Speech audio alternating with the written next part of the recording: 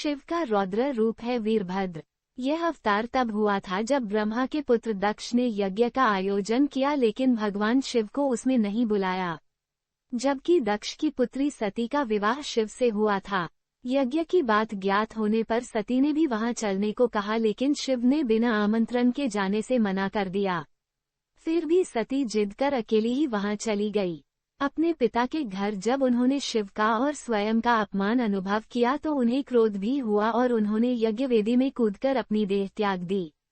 जब भगवान शिव को ये पता हुआ तो उन्होंने क्रोध में अपने सिर से एक जटा उखाड़ी और उसे रोषपूर्वक पर्वत के ऊपर पटक दिया। उस जटा के पूर्व भाग से महाभयंकर वीरभद्र प्रकट हुए। शास्त्रों में भी इसका उल्लेख है। क्रुद्ध सुदिष्टपुट सधूर्जटिज्टा तैद्वा हलिस्तोग्ररोचिषम् उत्कृत्य रुद्र सहसोत्थितो हसन गंभीरनादो विसजता भुवि ततोतिकायास्तनुवा स्पृशन्दिव श्रीमद्भागवत -4-5/1।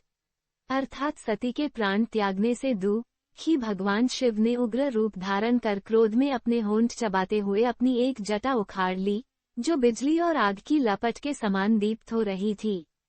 सहसा खड़े होकर उन्होंने गंभीर अट्टहास के साथ जटा को पृथ्वी पर पटक दिया। इसी से महाभयंकर वीरभद्र प्रकट हुए।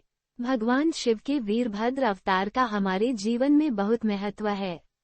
यह अवतार हमें संदेश देता है कि शक्ति का प्रयोग वहीं करें जहां उसका सदुपयोग हो। वीरों के 2 वर्ग होते हैं, भद्र एवं अभद्र वीर। राम, अर्जुन और भीम वीर थे। रावण, दुर्योधन और कर्ण भी वीर थे, लेकिन पहला भद्र सभ्य वीर वर्ग और दूसरा अभद्र असभ्य वीर वर्ग है। सभ्य वीरों का काम होता है हमेशा धर्म के पथ पर चलना तथा सहायों की सहायता करना।